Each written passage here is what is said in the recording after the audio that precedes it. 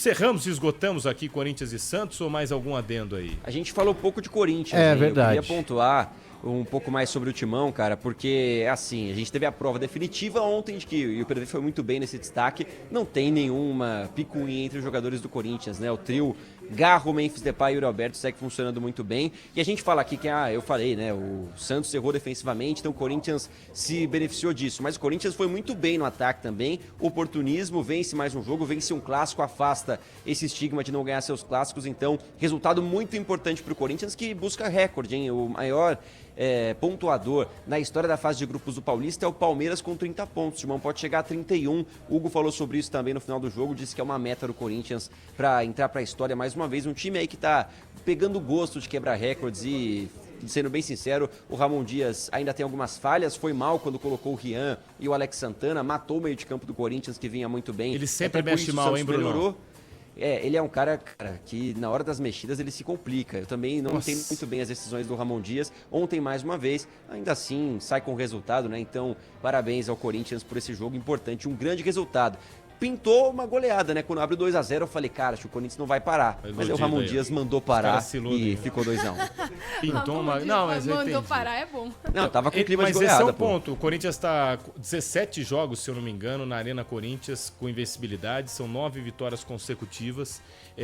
É um time que tá com muito mais casca, mas muito mais casca, depois daquela reta final do Campeonato Brasileiro. É candidato ao título do Campeonato Paulista, gente. A gente tem que ser honesto. É o principal candidato. É o principal candidato. O Palmeiras não sabe nem se vai se classificar. O Palmeiras, se a Ponte ganhar do Botafogo, e aí o PDV faz o sinal aqui pra mim, vai ganhar. Sim, mas vai mesmo. A Ponte precisa de, na minha conta, se o Palmeiras vencer os 3 jogos, 9, né, a Ponte precisa de 1 vitória e 2 empates. Tem um jogo da Ponte que acho que é o último contra um jogo difícil. O Bragantino. Eu acho que esse jogo pode complicar pra Ponte. Agora, o Palmeiras não pode não perder o choque rei. Palmeiras ficando fora, então assim, Corinthians é um fortíssimo candidato ao título, porque vai se criando também um clima terrível.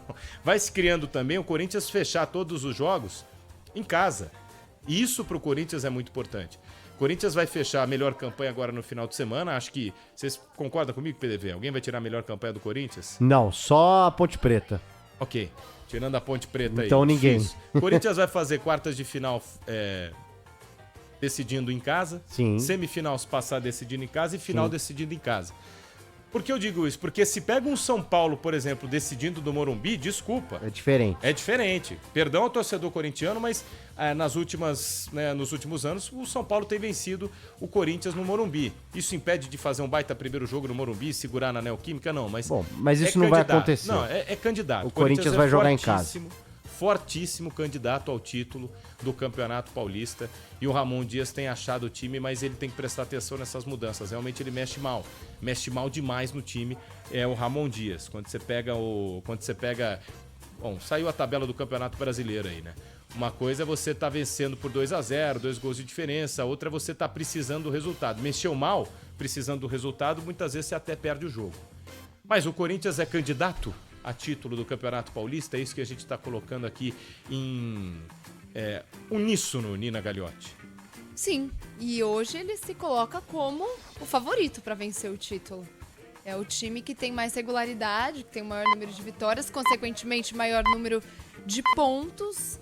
Acho que o Corinthians agora vai para a fase de mata-mata, precisa ver se todos os grandes estarão lá, mas acho que ele entra nessa fase eliminatória como o favorito à conquista do título.